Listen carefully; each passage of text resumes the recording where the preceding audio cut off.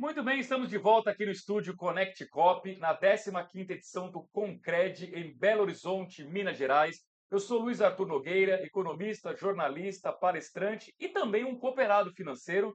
Temos a honra de receber aqui no estúdio uma convidada muito especial, Dora Kaufmann, que é pesquisadora em impactos éticos e sociais da inteligência artificial. Professora Dora, que prazer conhecê-la, tudo bem?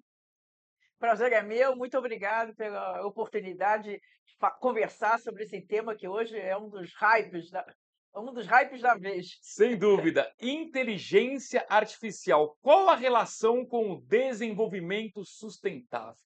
Olha, a inteligência artificial, na verdade, não é uma pauta, né? Ela permeia todas as pautas. Se a gente pensar hoje quais são as pautas mais estratégicas do ponto de vista da sociedade, por exemplo, a questão da desigualdade, a questão do trabalho, a questão da mudança climática, a inteligência artificial tem uma contribuição enorme em todas essas pautas, né? Porque ela é a tecnologia considerada de propósito geral do século XXI.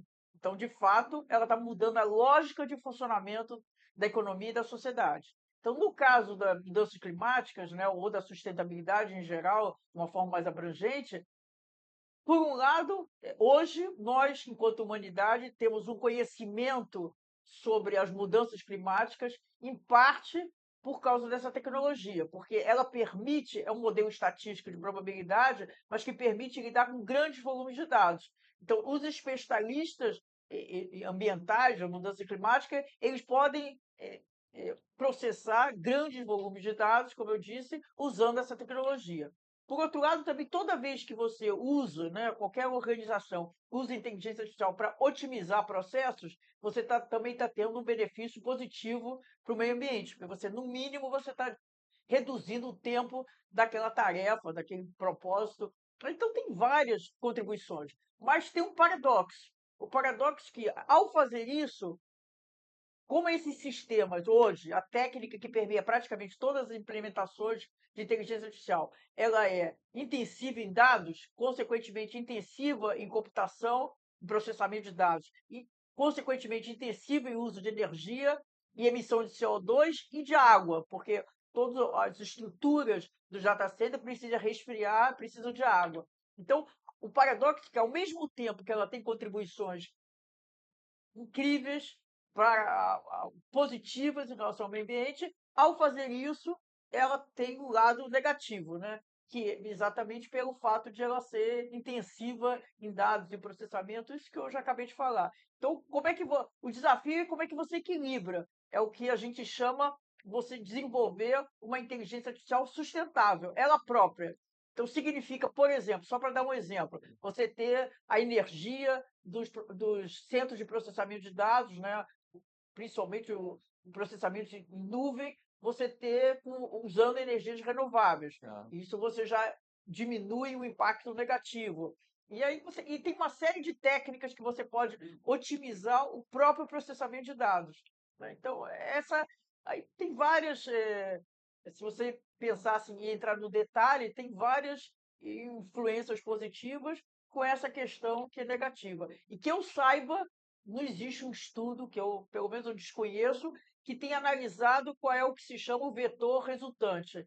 Se o benefício e o malefício, ou a contribuição positiva e negativa, qual é a resultante, né? tá, Porque é muito difícil também você medir tanto um lado quanto o outro. claro. Bom, a pesquisadora Dora Kaufmann, queria ressaltar aqui que ela também é professora da PUC São Paulo, é doutora pela USP, né, além de pesquisadora em impactos éticos e sociais da inteligência artificial, e ela é colunista da Época Negócios e colaboradora dos jornais O Globo e do Valor Econômico. Professor, eu até comentava com a senhora antes da entrevista, eu tive um convidado aqui, o Dr. Celso Regis, que ele é presidente do Sicredi União, Mato Grosso do Sul, Tocantins e Oeste da Bahia, e num determinado momento do nosso bate-papo, ele falou assim: Nossa, estou apavorado com duas letrinhas, IA, inteligência artificial. A senhora acredita que as pessoas, de alguma forma, temem a inteligência artificial por desconhecimento do que é É, exatamente? sem dúvida. Quer dizer, por desconhecimento, que, como a gente também estava comentando, é da natureza humana, né? Toda vez que tem o que se chama sai da zona de conforto, como se diz, você sempre fica mais receoso, mas também tem uma influência, mesmo que não seja consciente, dos filmes de ficção científica, né? Os filmes mostram, em geral, eles mostram algo que é absolutamente ficção científica, que é a inteligência artificial dominando os humanos, tomando o lugar dos humanos, até escravizando os humanos. Então as pessoas ficam com medo, né? E também tem uma parte, para mim, o maior impacto social é sobre o trabalho. Então também o que está acontecendo? Isso também deixa as pessoas apreensivas, né? Se me perguntam frequentemente, a inteligência artificial vai acabar com a minha profissão? Tem sempre essa. Porque o que está acontecendo do ponto de vista do trabalho? A inteligência artificial, que se chama automação inteligente, ela está expandindo o processo já em curso, desde meados do século passado, da automação programada. Então, pensa, por exemplo, junto comigo, quando foi desenvolvida a indústria, por exemplo,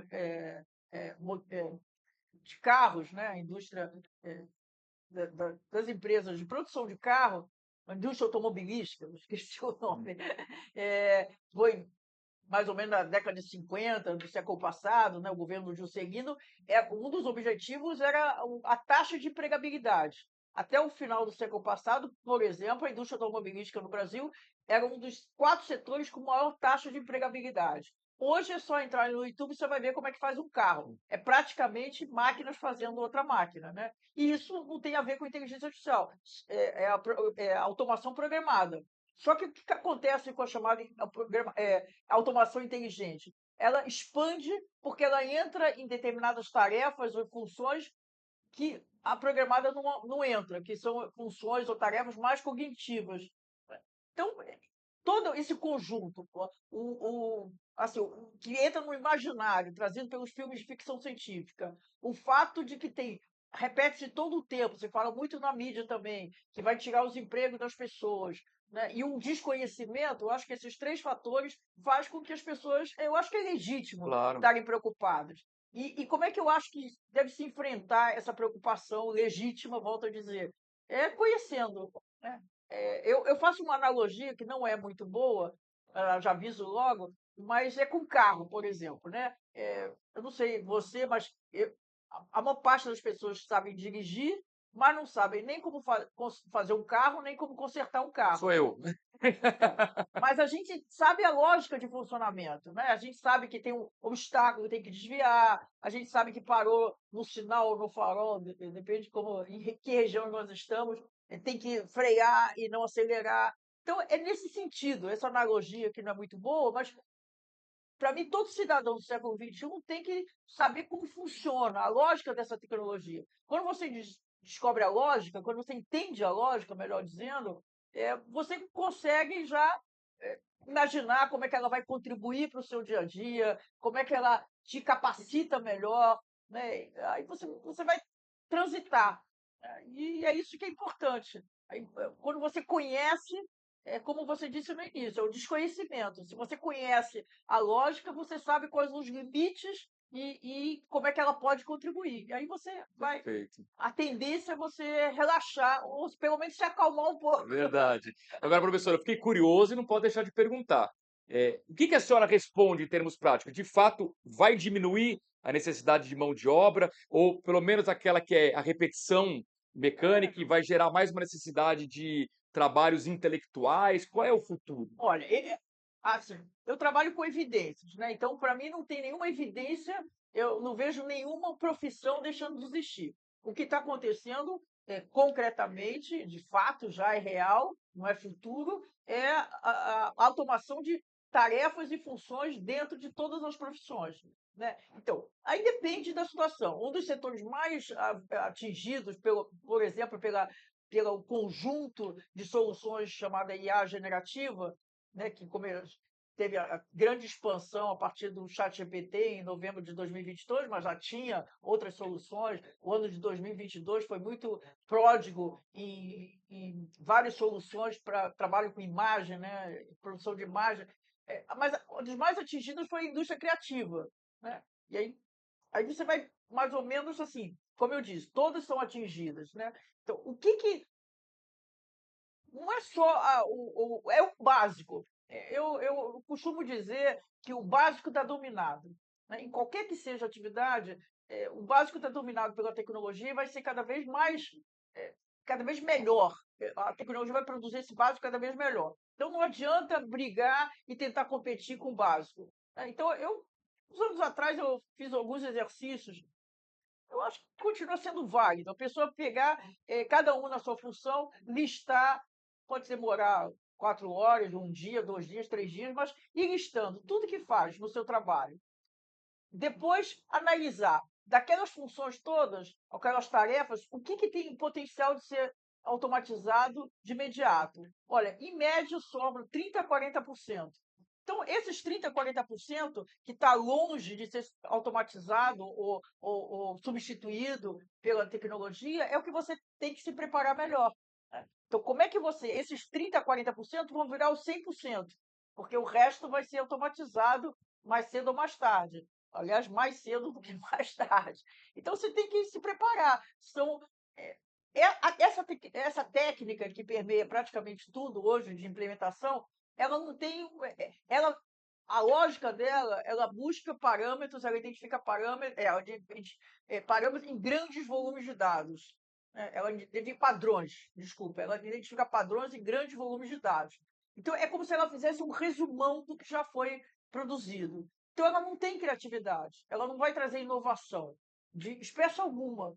Então, a criatividade, a inovação, pensar alguma coisa diferente, um argumento diferente, um modo de fazer a mesma coisa de uma outra forma, tudo isso está preservado nesse momento, nesse estágio de evolução da inteligência artificial, para o ser humano. Tá. Por isso que eu falo, o básico não adianta competir. Agora, toda essa parte que tem, é isso, que tem alguma coisa nova, né? É nossa ainda. Perfeito. Agora, eu vou aproveitar que a senhora é professora da PUC em São Paulo e entender o impacto da inteligência artificial no mundo da educação. Por exemplo, um aluno que vai fazer uma monografia, a senhora citou o chat GPT. Até que ponto isso ajuda ou, na verdade, facilita até uma eventual fraude, ou, na verdade, vai entregar algo que ele não contribui em nada com aquilo? Queria entender um pouco a sua É. visão. Olha, isso tem uma grande discussão no meio, não só nas universidades, nas escolas, né? Talvez principalmente na escola, nas universidades, é diferente também da graduação e da pós-graduação, porque a graduação normalmente tem um número de alunos muito maior, né? Na pós-graduação é um conjunto, as salas são, as disciplinas têm um número menor de alunos, você conhece, tem uma interação.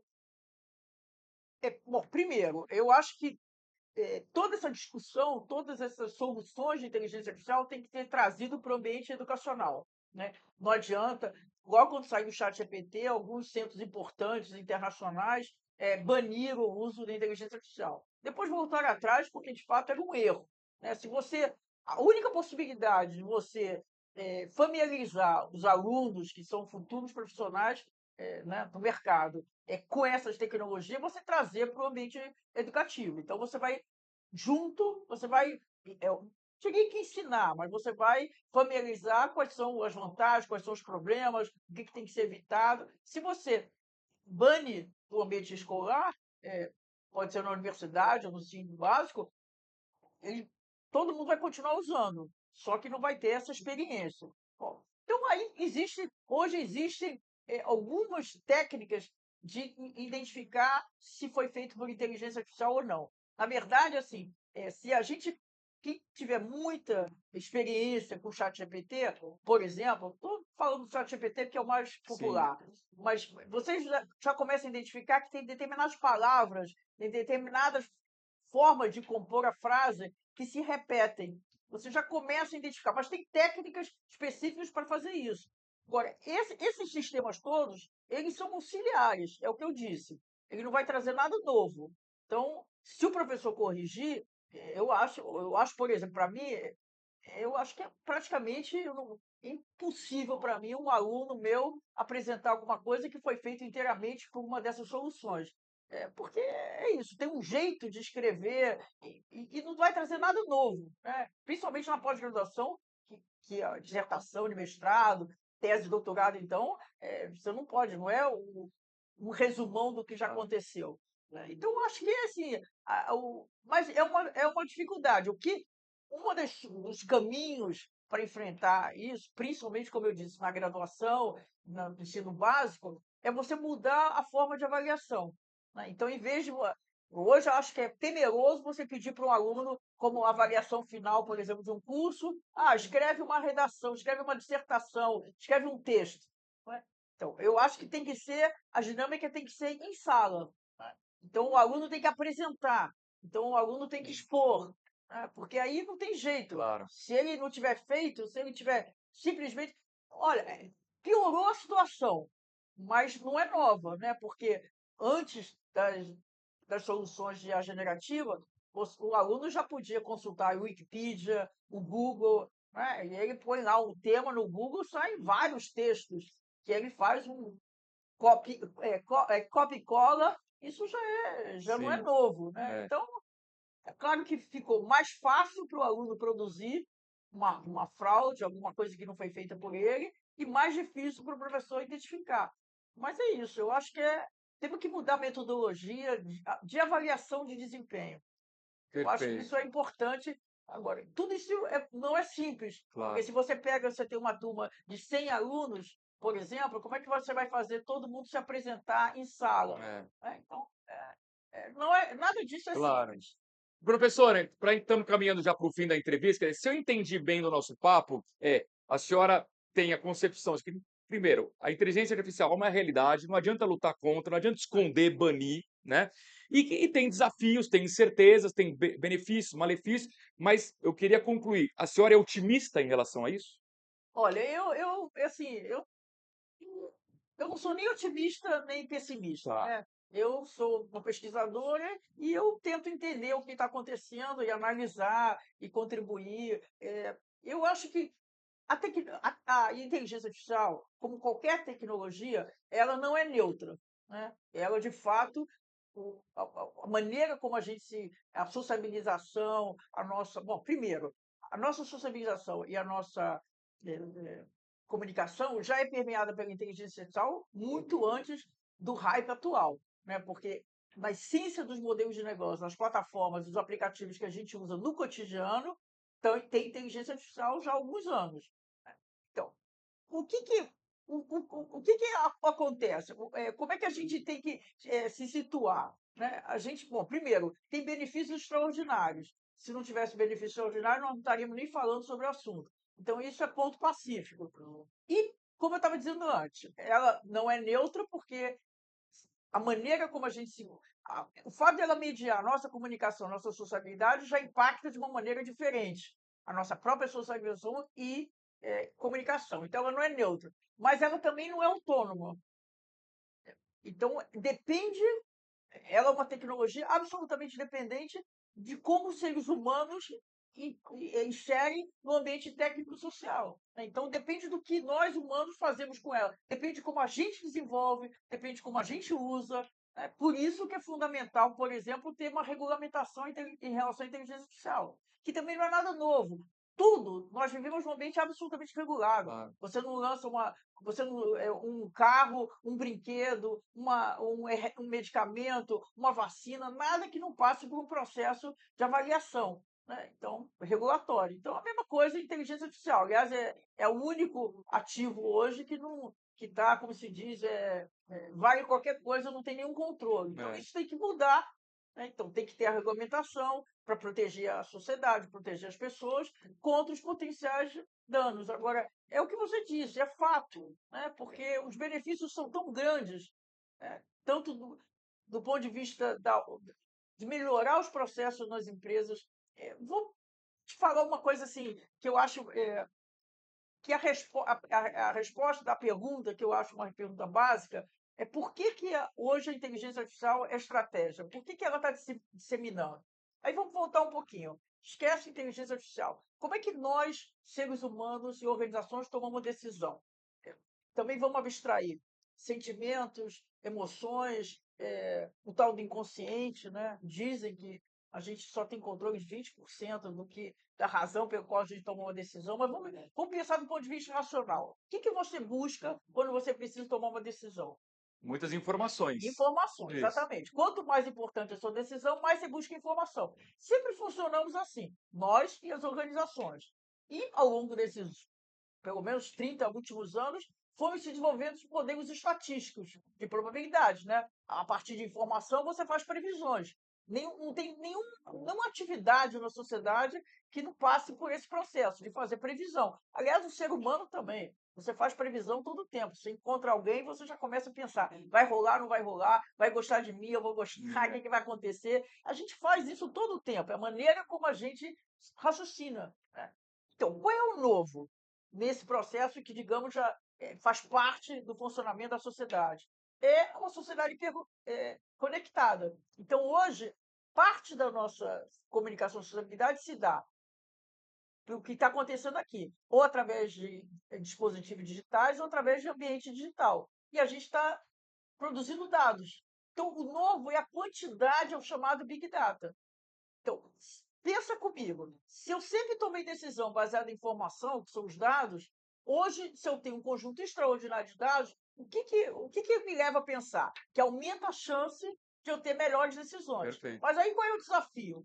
É, qual é a técnica que me permite lidar com esse grande volume de dados? Porque se não tiver uma técnica, ele não me serve para nada, né? Então, aí que entra a inteligência artificial. Hoje, essa técnica de inteligência artificial é o único modelo estatístico capaz de lidar com a dimensionalidade, com o tamanho do Big Data. Então, os outros modelos estatísticos tradicionais, eles têm um limite Claro. muito aquém do que a inteligência artificial é capaz de lidar. Então, ela está se disseminando. O que a gente vê, por exemplo, eu estou coordenando uma pesquisa de mercado, e o que a gente vê, por exemplo, é as organizações, assim, uma das entradas na adoção de inteligência artificial é justamente substituir os modelos estatísticos tradicionais, de previsões tradicionais, por modelos de previsão habilitados por inteligência artificial, para poder lidar com um número de volume de dado maior. Então, se é isso que se trata, que está na essência do funcionamento de qualquer setor, é evidente que ela é estratégica. Não tem como você frear isso. Sem dúvida. Você dizer, não, a empresa não use, a organização não use, se ela é efetivamente melhor para trazer melhores resultados. Então, o que tem que acontecer é enfrentar os potenciais danos. E aí tem que ter também conhecimento para identificar onde estão os riscos.